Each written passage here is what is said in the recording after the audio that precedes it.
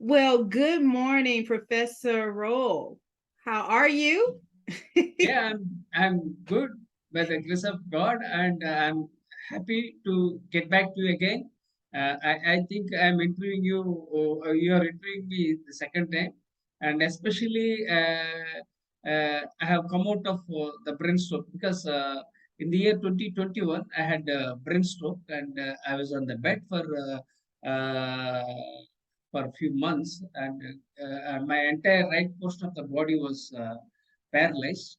And because of my willpower, and because of the positive psychology, and because of my attitude, and because of the power of the subconscious mind, and I have bounced back, and I'm getting all right. I still have a little bit of a challenge because my right hand was paralyzed. So I'm taking some medicines. Hopefully, I'll get back to the feet, and I'll get back to the track, and I'll be able to write well the way I used to write in the past. Okay. Well, you know what? We had such a great conversation during our last interview. We thought it would be great to have you come back. You've done so much and you've written so many books. And while you were here last time, and before we get started, I'm LaQuita Parks, and I am the CEO and founder of Pay-Pro-V Publishing.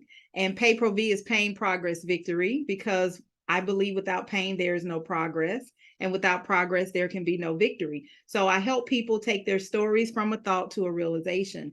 And I was such a lovely conversation with you last time that we were like, okay, we need to do a part two.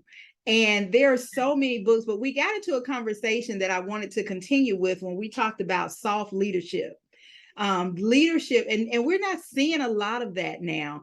We talked about how sometimes people they take these cell phones and tablets, and they babysit the kids, they babysit them, and sometimes it's a good thing that they can learn some things, but they have gotten so inundated with these Yeah, electronics that there are no soft skills. They don't have those yeah, skills, those leaderships. So you wrote a book called Soft Leadership, and I want to soft leadership, and I want a new direction to leadership, and I want us to get into that conversation and talk about why you wrote that book, and also I want to talk about what can we do. We have a generation now, while they're brilliant, we both agree that they're brilliant, a generation of brilliant young minds, but they cannot communicate with people because they're so inundated. So I want to know that, number two, what can we do about that? And number three, what in the world are you working on next? Because I know you're working on something else next. So let's get let's get right into it, because I know somebody that has already written how many, a million books? No. no, not million books. 50 books I have published. Yes. So I Yeah, know you're and working on something. there are so many books actually. I think this book I would like to tell this. This is a book on Yes, see the uh, light in you. the Latin for which His Holiness Dalai Lama has written a foreword, and Yes. hopefully I'll be. Hopefully, she will be. You will be publishing Yes. one more book also very soon. So Yes. Yes. the proposal is under consideration, and this is the book on Vision 2030 and education and learning. Vision Okay, 2030. yeah, so many books, so many books, so many books, so many books. But this is the book on gender and diversity Yes. because I advocate gender equality globally. Yes. For this book, the former Vice President of India, Mr. M. Venkaiah Naidu, has written a foreword, and I have dedicated this book to Rosa Parks, Maya Angelou, and Oprah Winfrey. Oprah Winfrey. Okay, I so like that, remember. so many books I have written, and unfortunately, I had brain stroke, and for the last 1.5 year, I was disturbed. I'm getting back to track. Mhm. Uh, so hopefully, because life is all about the challenges, so we have to overcome the challenges. And Yes. let me share it with you that what can't be cured must be endured. Yes. I listen, that's gonna be my favorite quote. That's gonna be, listen, what can't be cured must be endured. Yeah, this is the Got to reality we endure have it. to accept. Okay. Accepted. That's right. Okay. Now you can ask questions. Three aspects you want to talk about. What is the first thing you want to talk about? Shall we talk about little bit about soft skills or young people or about the book? First, which one we have to talk about? I want to talk about your why behind the book. What made you write Soft Leadership? So tell us Okay. about that. Yeah, this is the book on soft leadership. Okay. For this book, uh, Philip Kotler, the father of modern marketing, has written a foreword. Okay, so I'll share it with you about this book. This book is about soft leadership, and uh, the I have dedicated this book to Peter Drucker, who is known as the father of modern management, and uh, the the father of modern marketing, Philip Kotler, has written a foreword, and uh, this book contains about a leadership code for which Dave Ulrich, who is known as the father of modern HR. So these are the three aspects, and the fourth thing is I am known as the father of soft leadership globally. So there are four aspects about this book. One is uh, I have dedicated this book to uh, uh, uh, Peter Drucker, who is known as the father of modern management, and Philip Kotler, who is the known as the father of modern marketing. And that's the second thing. The third thing is, and this book contains about leadership code that talks about soft leadership, and I have given credit to Dave Aldrich, who is known as the father of modern HR, and I am known as the father of soft leadership globally. Now, coming to the book, this book is very close to me because I have written around 5 books about soft leadership. It's not one, because I have already authored 50 books, and I talked about 4 to 5 books on soft leadership. This book I have authored because. Uh, uh, I got my PhD in the year 2011, and before to that, I did research to acquire my PhD in soft skills. Then I thought, let me blend soft skills with leadership, because leadership is very close to my heart. Then I blended soft skills with leadership, and I have coined it as soft leadership. Okay. Now let me tell you what is all about soft leadership. Yeah. Soft leadership is all about people orientation. It's not about task orientation. That doesn't mean that it won't compromise task. So we emphasize on soft leadership, but without compromising task orientation. So we go ahead with both soft skills, hard skills. Both have been blended in this book. Okay, and the object of writing this book is we need to emphasize on this soft leadership to achieve organizational excellence and effectiveness globally. That is for organizations.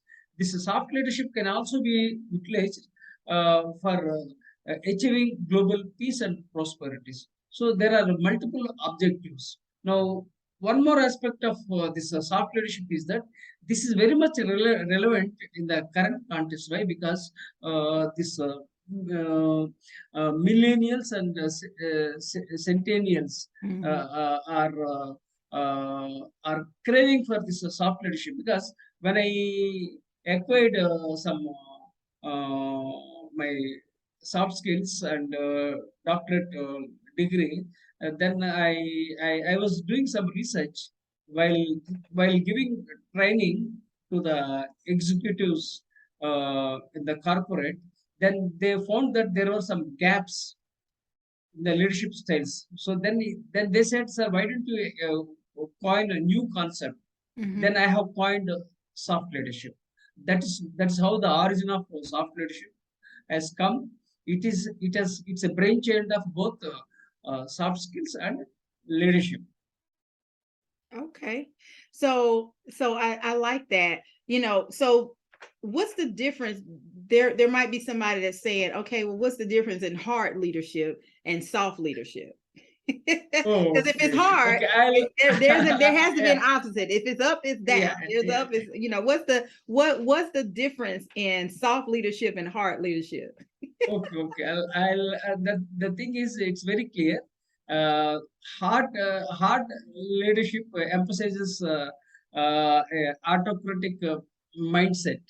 Soft leadership emphasizes blending soft skills with the leadership. Okay, so we must emphasize more on soft leadership, not on hard leadership. Mm-hmm. When you look at some of the leaders like Steve Jobs, if you look at Donald Trump, they are having autocratic mindset, Yeah. right? If you look at Jack Welch, they all have autocratic mindset. Okay, Mm-hmm. so they are hard leaders, right? So, but in the current scenario and based on the prevailing scenario globally, we should emphasize uh, more on soft leadership than rather than a hard leadership. When I used to work in corporate America, I remember years ago they used to do these when we did evaluations. They used to do red leadership, green leadership, and they gave examples, and that's the hard and the soft. They gave Uh, examples of red leadership and hard leadership. And in the and years ago, especially in corporate America, where you saw there were less women, there were more, it was male dominated. yeah. You saw that hard leadership. They yelled, they were like tyrants. They would yell at you, and they had the little training where you saw, here's the heart leader, and they're yelling, and you have it might be a supervisor yelling at the employee, and they're not performing well, they're stressed out, there is no work life balance. And then you have the soft leader. Well, that was the green leader. So there was a middle where they were either too hard or too soft. And so the soft leadership meets right there. That's the balance where you're Yes. getting Yes. you're getting somebody where I would say I had my supervisor would be considered, she would be considered a soft leader, but at times she could be a hard leader. And it would be okay, she's kind of on a path today, so those days she's not in a good mood, something happened, you want to avoid her. But for the most part, she was very she encouraged her team to lead. Just a quick example, I'll never forget when I used to do event planning for education. I was an education coordinator, and I was supposed to plan a huge event. And so one of the venues, they were giving me a very hard time. So my manager, the department manager, she called me into the office, and I was telling her, I was like, they keep doing this, and they keep, they want to charge this and they want to charge that. And she said, okay. She said, well, what do you want? And I said, well, I want this. And she said, okay. She said, well, you need to call them. She said, let's call them and tell them what you want. She was like, we're Kroger, we're a big company. So I said, okay. So I'm thinking one thing, she's thinking something else. So she pulls the phone, and she sits it on the middle of her desk. And so when she dials, she said, what's the number? I give her the number. She dials the number. They answer. She slides her chair all the way back from her desk. And she said, now tell them what you want. And I'm like, and so she empowered me. It was kind of sink or swim that day. So I never forgot that lesson, because she empowered me to be strong and bold and tell them, we're spending the money. Tell them what you want. So she led that way. So she's what I could call a soft leader, because soft leaders empower their people. Yeah. So I love that. I love that. It's no longer red leadership and green. Now there are still some tyrants that are leading, And so in your writing your book, did you include in there where there is a difference in the performance between hard leaders and soft leaders? Do you make the distinction? Do you agree with that? See, the thing is, the idea of this soft leadership is uh, getting the things done uh, fully, peacefully, but without compromising the task. That's one thing. Mm-hmm. And you just said about bosses. Now there is no bossism globally, so we need to. Uh, uh, there even to go further, I would like to say that there it's not like leaders are followers. Now we are all partners. So soft leaders are the people they lead as partners. So that's the kind of mindset is being created globally. And also, when you look at some of the employees, they are leaving the organizations because they don't like bad bosses. Okay, Mm-hmm. so the mindset has changed globally, and people in the past, people tolerated, especially this baby boomers and all those. Of course, Mm-hmm. some of them have retired. So Generation X, Y, Z we are having. Now coming to this X Generation X is sandwiched between baby boomers and millennials. So we have one more that is Generation Z. They entered into uh, this workforce. These generations are called with different names globally. Mm-hmm. Okay, so precisely we would like to highlight about millennials and centennials, because the millennials are moving forward aggressively. Now this next generation, that is we call them as centennials, Mm-hmm. and who are tech savvy, who play with digital tools and like you are talking about children, young children and young people. Okay, so these people they are very smart and brilliant, but they lack soft skills. Mm-hmm. So likewise, things are changing so drastically globally. So we need to emphasize on soft leadership for all generations. Especially, we need to emphasize more on this millennials and centennials. Yes, yes. I agree with that. There are so many people. I have three grandchildren, well, four grandchildren. And my 3-year old is the oldest. The 3-year old and the 1-year old, they know how, and they're reading, they know how to do this and how to do that on these devices. And when the little one, the 3-year old, he can be on there for hours, and when his parents say, okay, it's time up, he spazzes out. He cries, and he just has a fit.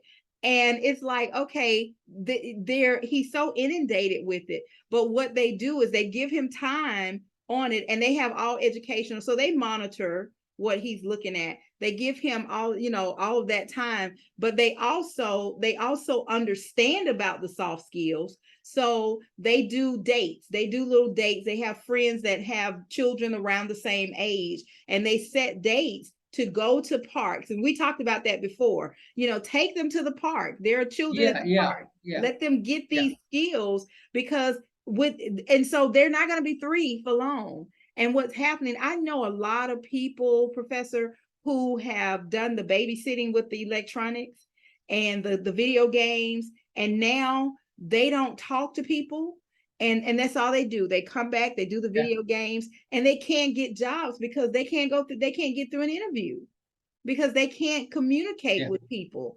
So, while I don't think that that was the intention of it, I think when it was invented, the intention was to make things easier, and it kind of backfires. It kind of backfires. So what are some tips you can give to parents? Because I understand that there are a lot of parents who are not equipped, or they feel like they're not equipped to teach their children.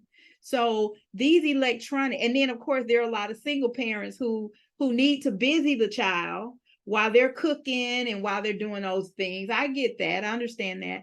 But what advice would you give to these young minds, the parent, because it's the parents we're giving the advice to these young minds, that I always say, Professor, you're not raising children for today.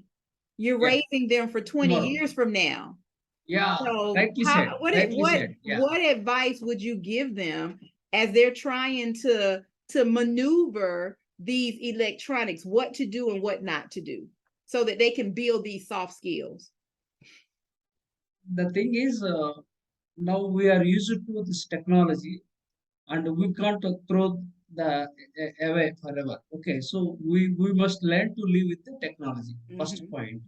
So we don't treat technology as an enemy, but treat technology as an ally or a friend. Okay, that's one thing. At the same time, what we should do, we should strike the balance between technology and other aspects. Mm-hmm. So what we have to do is we must encourage children or young people to play with others and to talk to others. So in this way, what happens? They build a emotional intelligence, which is very much required. Okay, so we must build emotional intelligence, and we must interact with the others. Like if somebody is kids are children, if children are a very smaller age, we should encourage them go to park, Mm-hmm. spend time, Mm-hmm. so that they will get into a good ambience, and they play with others. They develop emotional intelligence Mm-hmm. because they interact with others, and they'll be able to they'll be able to get along with others. But the challenge right now is that people are not able to get along with others. This is a very big challenge. Mm-hmm. So we must encourage this, centennials and also this kids and others to involve into various activities like curricular activities or co-curricular activities, to spend time with nature, to interact with others. So by doing all these things, what happens? They'll be able to build emotional intelligence, and they'll be able to build a compatibility with other generations and with other people of that age. So this is how we can do it. And what you said is about 20 years from now. Yeah, you are a very sharp, and you are a visionary. So you are forecasting about the future after 20 years. Mm-hmm. So, Mm-hmm. so what is required 20 years from now? You are telling now itself. So that means you have some vision. It's nice. So these are all the points we must make a note of, that we have to take care of technology, and you can't throw the technology out, because Right. we are connected because of technology. Right. At the same time, we can't we can't we that we shouldn't get into any health issues or other challenges. uh, so we have to strike a balance in all aspects, Mm-hmm. so that helps in the long run for the next generations to lead effectively and efficiently. Yeah, we can't cure the technology, so we have to endure it. No, it's a great quote, great quote. It's So a wonderful thing, because I think without it, we wouldn't be talking right now. So we I think I have to not I have to note down, but I'm not able to write. But it's okay. I think once the interview is over, I'll get the video. Then yeah, again I'll rewind and I'll write down. It's yeah, a very good point you have told. yeah, Yeah, good. yeah, You have a very good sense of humor, yeah. and also you have a sense of humor, Yes, yes. It's great. You know, It's great. when You have that sense of humor and presence of mind, yes, spontaneity. yes. You are gifted with a gap. That's one thing. Mm-hmm. And second thing, you have spontaneity, the presence of mind Mm-hmm. too. So Mm-hmm. there are other aspects also. Uh, I can share it with you. Mm-hmm. So hopefully, I'll give you feedback when we have one more interview in the Yeah. third round. Yeah. You know, I used to tell people I'm slow, but I catch on fast. So I'm Uh, slow, but I catch on fast. You know, there are I like the tips that you gave because a lot of times people use the excuse, well, I don't have the money to put my child in this, or I don't have, you don't have to have money.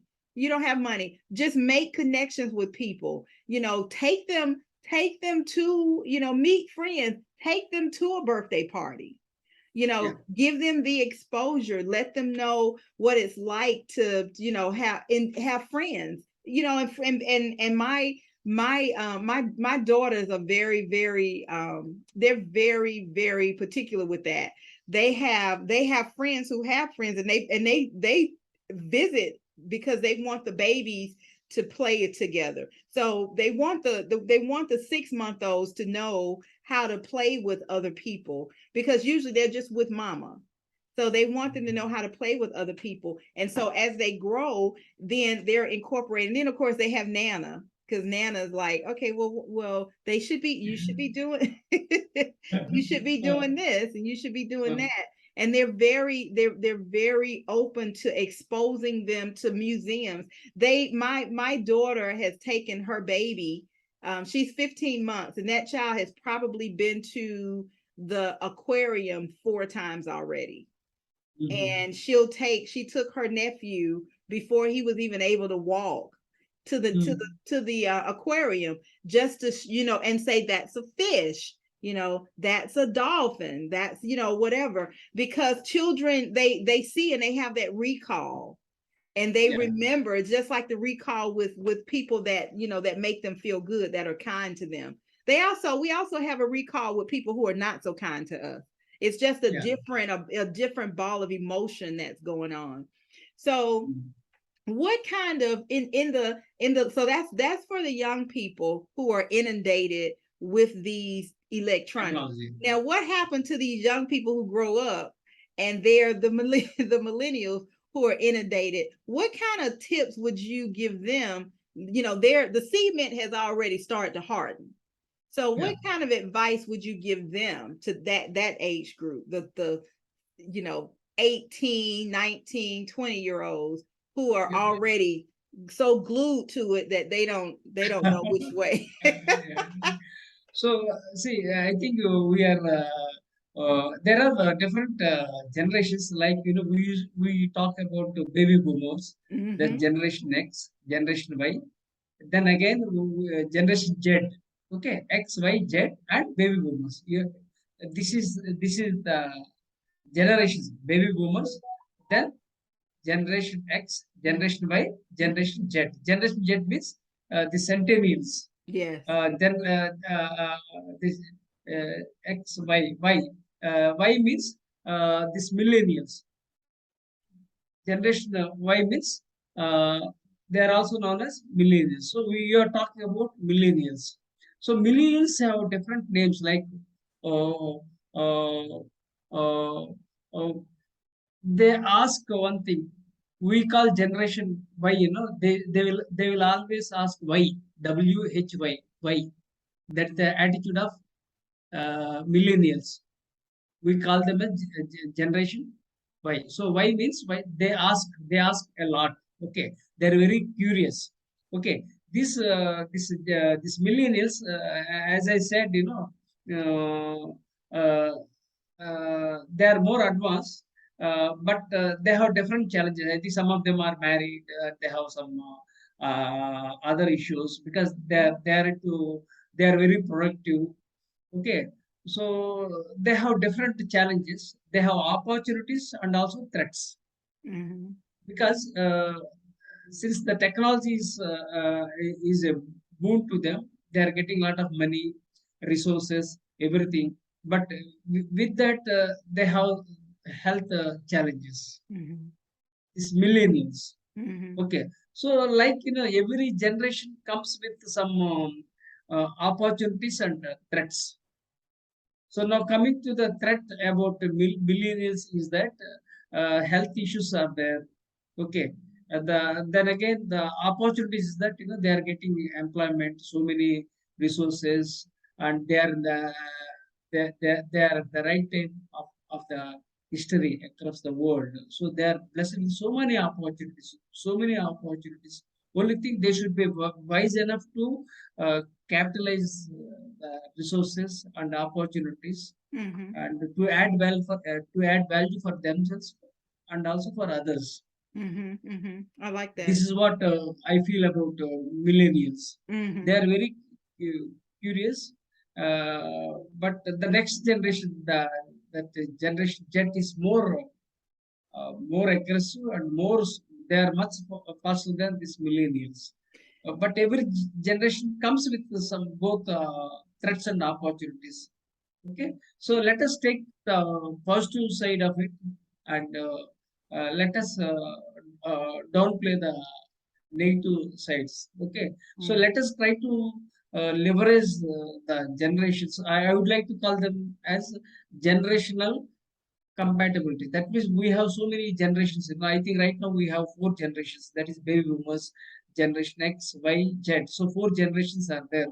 So we need to create generational compatibility. Because I wrote one more book which is yet to be published. That is about millennials. But it is not yet published because of the health issues. So this is about soft leadership for millennials.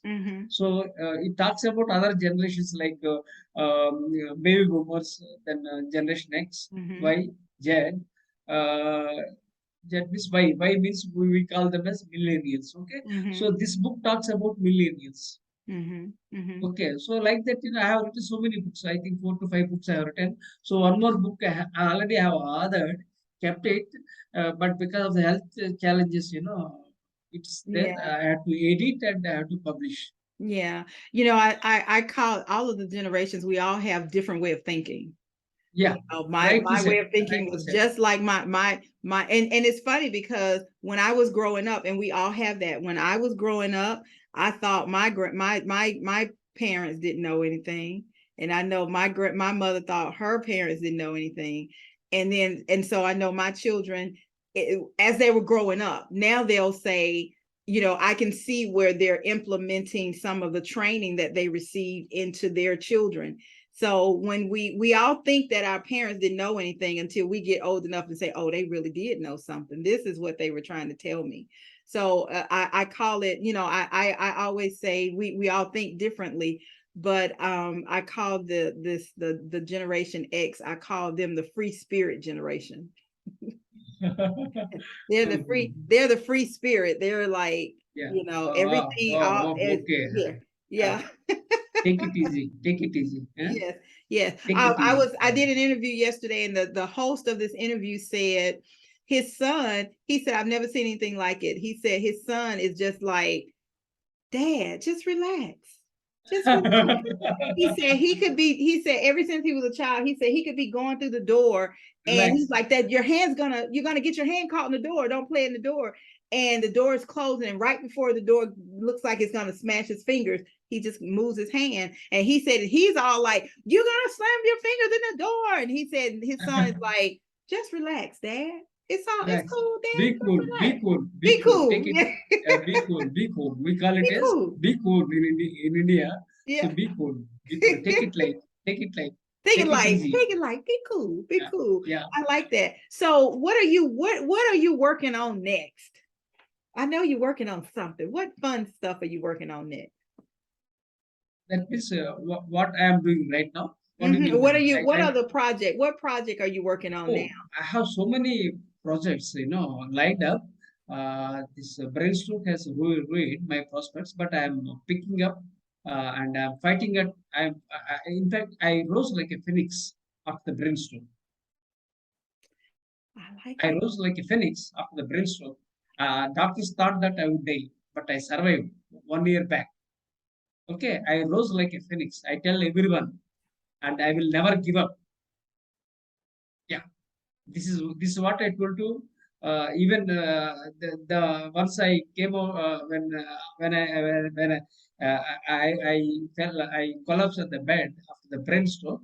My inner subconscious mind, that was telling me that I have power within me. I have power within me. Yes. So like this, I unlocked my inner power because I was on the bed, but I had that willpower.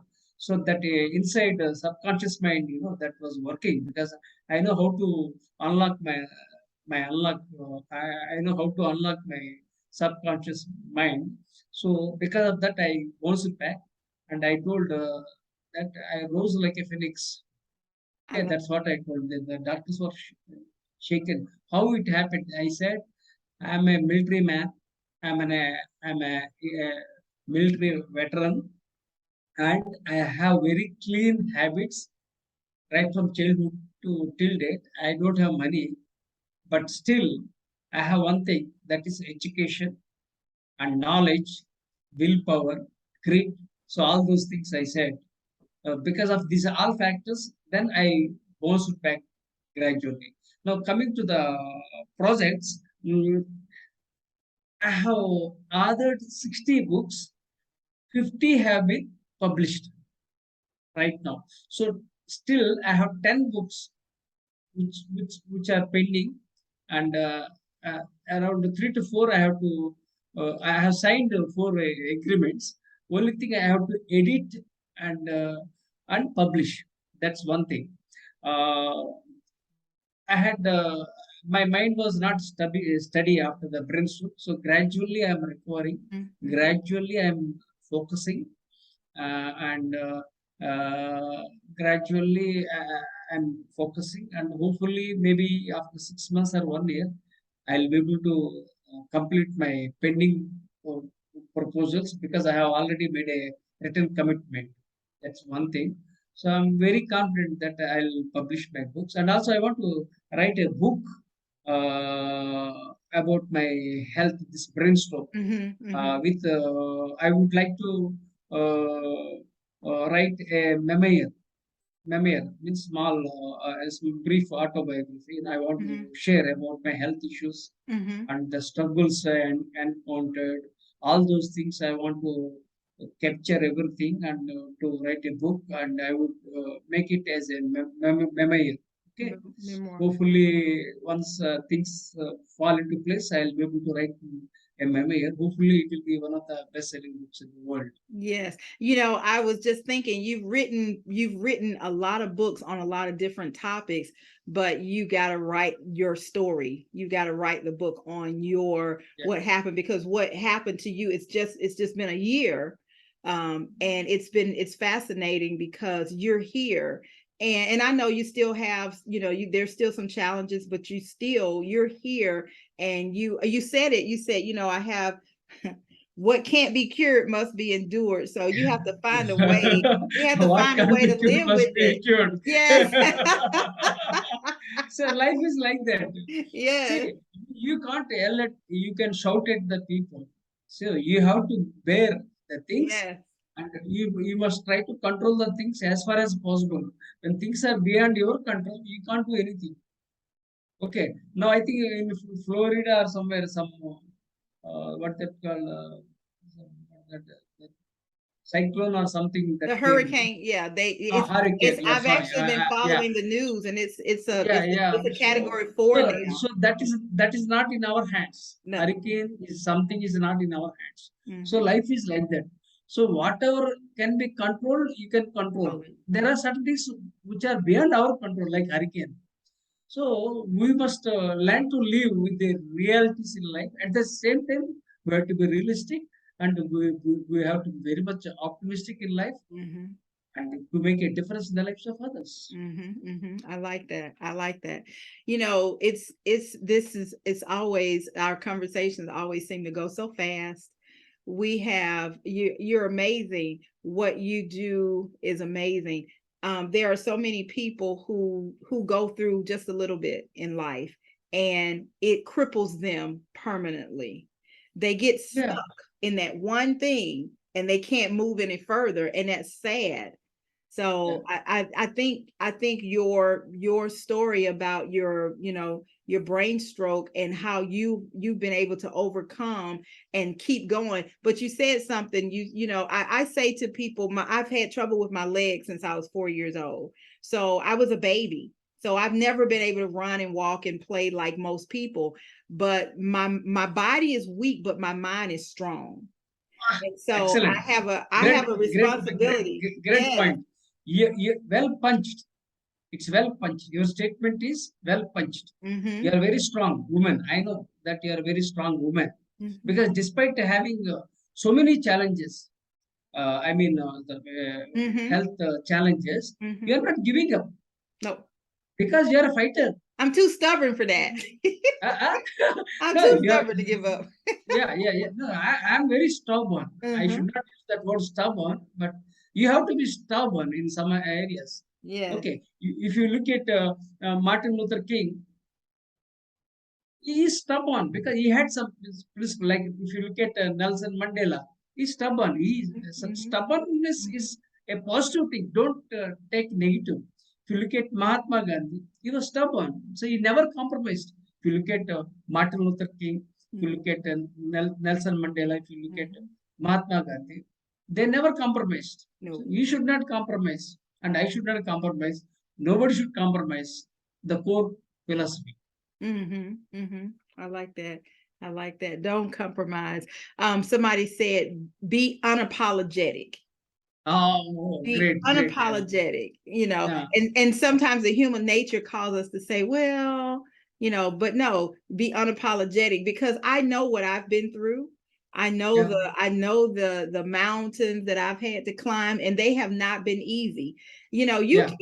you cannot go through 48 years of chronic pain without having to overcome some obstacles.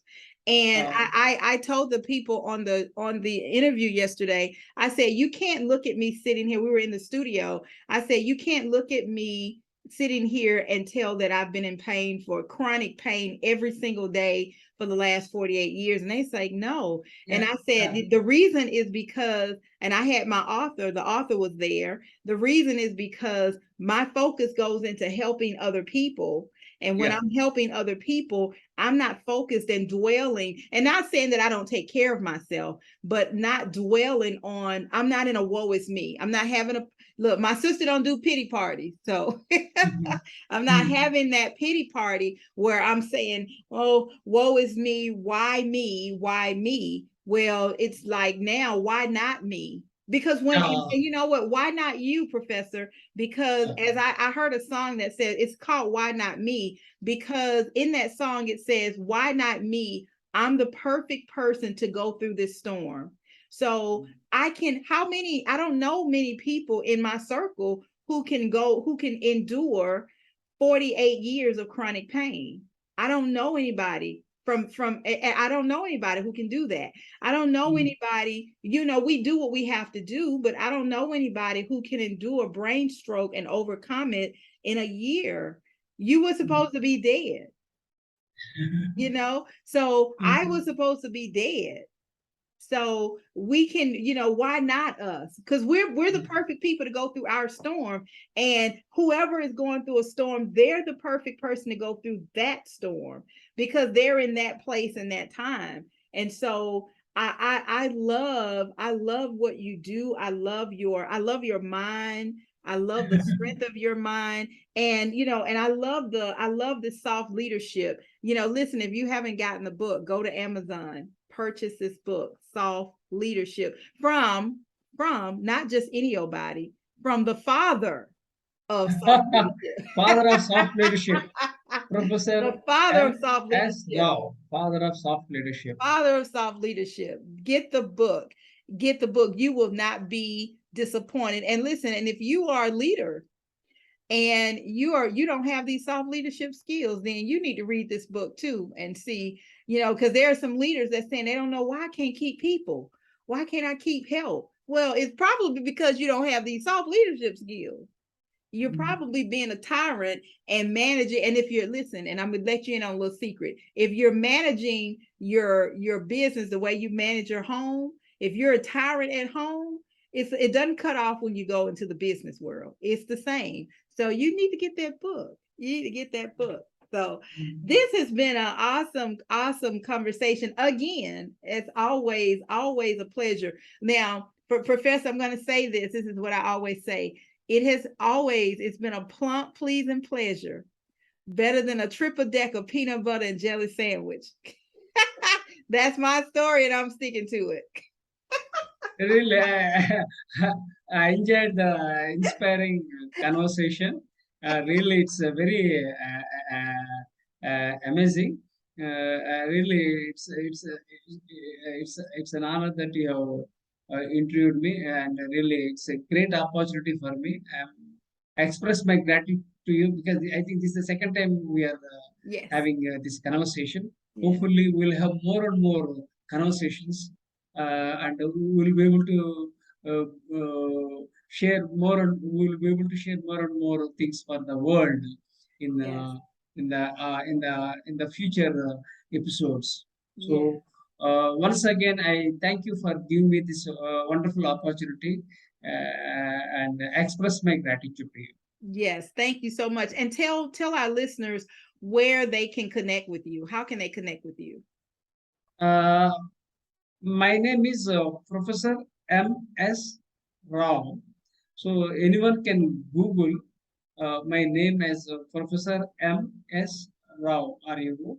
So I can reach out, and my books are available on Amazon, and I am available on LinkedIn, Twitter, and I have two YouTube channels. So like that, I keep sharing my knowledge. So I was born to share my knowledge with the world. Mm-hmm. So if anything I can say to the world is that I was born to share my knowledge freely with the world. This is the message I can give to each and everyone, despite being a dyslexic, despite with the ADHD, attention deficit hyperactivity disorder, despite a survivor of brain stroke, despite having mental, physical, and financial challenges, despite being born in a toxic family, I'm not giving up. Mm-hmm. And you should never ever give up. I love it. I love it. I love it. Well, Professor, thank you so much once again for an amazing conversation. And until next time, we will say goodbye to our audience. And it's been a beautiful, beautiful conversation. And listen, parents, listen, it's okay for your children to have technology. It's okay for them to look at the tablets and to learn, but don't let them babysit your children. Give them some soft skills. Take them to the park. Take them to a birthday party. Take them to one of these bouncy places where they're going to come into contact with children and let them talk and sit back and observe. Sit back and observe, and then you know what you need to work in. Our children are brilliant. Your children are brilliant. So let them become brilliant adults with soft skills. Okay. All right. Until next time, we say goodbye. Thank you.